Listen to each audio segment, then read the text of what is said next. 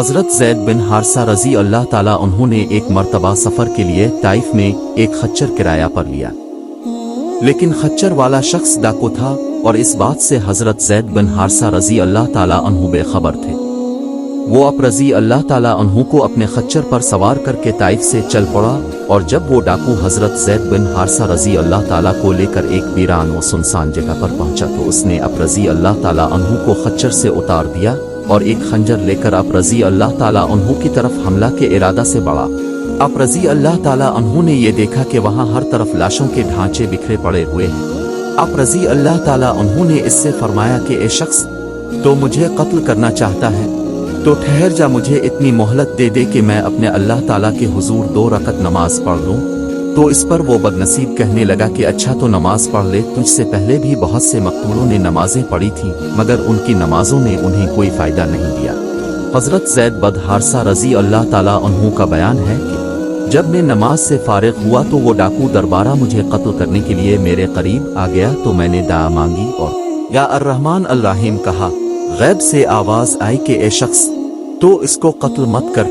ये आवाज़ सुनकर वो डाकू डर गया और इधर अलिफादेर देखने लगा। जब कोई नजर नहीं आया तो वो फिर से मेरे कत्ल के लिए आगे बढ़ा, तो मैंने फिर बुलंद आवाज़ से अर्रहमान अर्रहीम कहा और फिर से गैबी आवाज़ आई। फिर तीसरी मर्तबा जब मैंने या रहमान अर्रहीम कहा तो मैंने देखा कि एक शख्स घोड़े पर सवार है और उसके हाथ में नेज़ा है और नेज़ा की नोक पर आग का एक शोला है। इस शख्स ने आते ही डाकू के सीने में इस जोर से नेज़ा मारा कि नेज़ा इसके सीने को छेदता हुआ इसकी पुश्त के पार निकल गया और डाकू इसी वक्त जमीन पर गिर कर मर गया।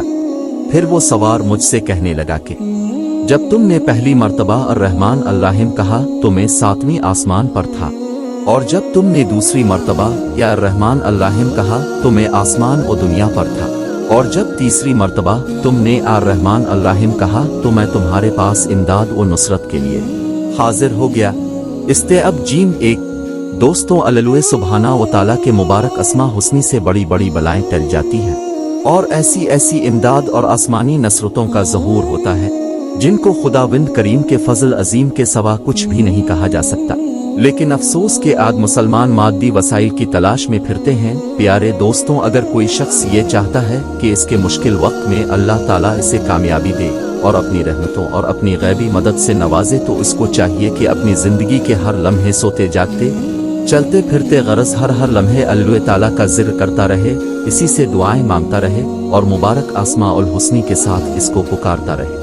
तो मिलते हैं नाजरीन अगली वीडियो में, तब तक के लिए अपना ख्याल रखें। चैनल को सब्सक्राइब करना ना भूलें और बेल आइकन के भी बटन को प्रेस कर दें। सब दोस्तों को मेरी तरफ से अल्लाह हाफिज़।